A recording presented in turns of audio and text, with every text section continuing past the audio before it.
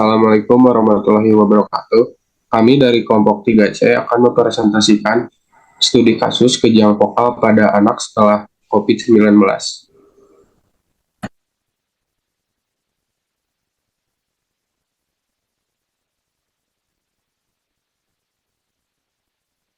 Pertama ada subjektif. Berikut adalah data demografis pasien. Pasien merupakan anak laki-laki berusia 6 tahun, sehat, artinya tidak memiliki riwayat penyakit, kemudian tidak ada riwayat kehilangan kesadaran, memutar mata, serta gerakan badan yang abnormal. Kemungkinan diagnosanya adalah kejang vokal setelah terinfeksi COVID-19. Keluhan pasien berupa demam selama 5 hari, batuk selama 3 hari, serta timbulnya gerakan abnormal yang tidak disadari. Gerakan abnormal tersebut berupa kedutan di sisi kanan wajah dengan mulut menyimpang dan keluar air liur dari sudut kiri mulut, disertai dengan ucapan yang tidak jelas dan berlangsung selama 2 hingga 3 menit pada setiap kejadian. Kriteria diagnosis menurut pustaka yaitu pneumonia berat berupa napas cuping hidung, sianosis, retraksi, subkostal, desaturasi atau saturasi oksigen kurang dari 95%, adanya kejang, penurunan kesadaran, muntah profus, tidak dapat minum, dengan atau tanpa gejala respiratori. Selanjutnya ada objektif. Jenis pemeriksaan pertama yaitu hitung darah lengkap dengan diferensial atau CBCD. Hasilnya itu menunjukkan peningkatan jumlah leukosит total sebesar 19.510 sel per milimeter blok dengan 78,5% neutrofil dan 13,9% limfosit. Jenis pemeriksaan kedua yaitu pemeriksaan CT paru yang hasilnya menunjukkan kolaps paru basal kiri disebabkan oleh aspirasi dan bukan infeksi. Selanjutnya yaitu protein C reaktif atau CRP, hasilnya itu meningkat pada 53,6 mg per dl. Selanjutnya yaitu ronsen dada yang hasilnya menunjukkan keterlibatan parenkim paru bilateral dengan infiltrat lobus kanan atas dan konsolidasi lobus kiri bawah. Selanjutnya yang terakhir yaitu dataran otak MRI dengan kontras. Hasilnya yang menunjukkan peningkatan meninggal difus pada kedua sisi dan perubahan intensitas sinyal di daerah kapsul ganglionik dan temporal bilateral. Gambaran yang menunjukkan kemungkinan meninggoepaliditas normal.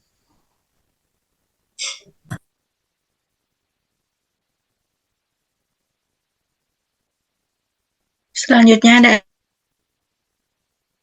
rumah sakit. Pasien mengalami keluhan demam selama 5 hari, batuk selama 3 hari. Timbulnya beberapa gerakan tak sadar.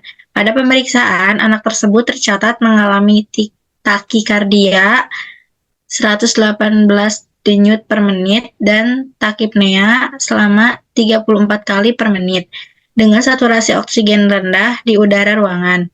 Dia tidak demam dan memiliki tekanan darah normal. Pernapasan pada auskultasi didapatkan rongki sisi kiri. Terapi yang diberikan berupa cairan 4 atau dextroxa 0,45%, suntikan ceftriaxone 4 2 gram, injeksi acyclovir 4 300 mg, lorazepam 4 1 mg, dan perawatan suportif tambahan termasuk injeksi paracetamol 300 mg 4, injeksi pantoprazol 20 mg 4, dan injeksi ondansetron 3 mg, injeksi levetiracetam 4 dosis awal 400 mg.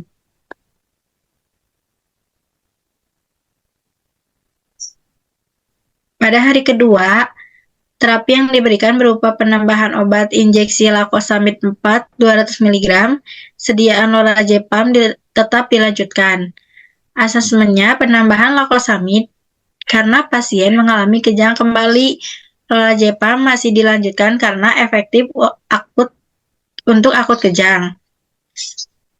Pada hari ketiga masuk rumah sakit, pasien mulai menjalani terapi pemeliharaan berupa acyclovir dan subreakson dihentikan, diberikan natrium valproat 4 200 mg dan injeksi phenytoin 4 20 mg.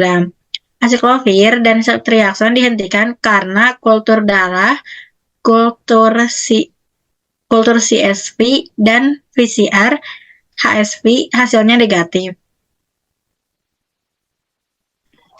Selanjutnya, problem medis pada awal hari keempat pasien masuk rumah sakit, terapi yang diberikan yaitu suntikan metilprednisolon 4 600 mg dan imoglobin 4 20 gram intravena.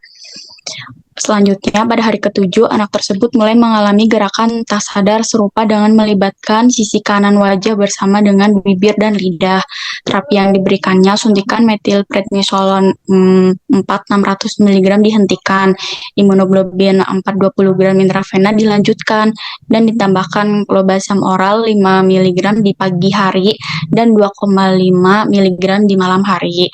Asesmennya, metilprednisolon dihentikan karena pasien mulai mengalami gerakan tak sadar, digantikan dengan clobazam oral untuk menghentikan gerakan tak sadar dari pasien tersebut.